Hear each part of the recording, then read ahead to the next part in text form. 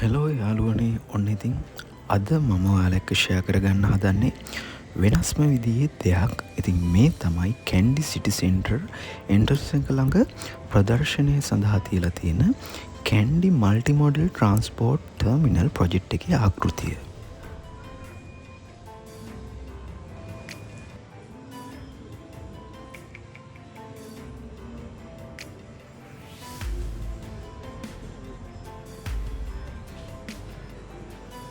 මේ මහා පරිමාණ ප්‍රවාහන සංකල්පය මගින් බස් කෝච්චි සහ අනෙකුත් ප්‍රවාහන සේවයන් එකම ස්ථානයකට සම්බන්ධ කිරීමට සැලසුම් කරලා තියෙනවා.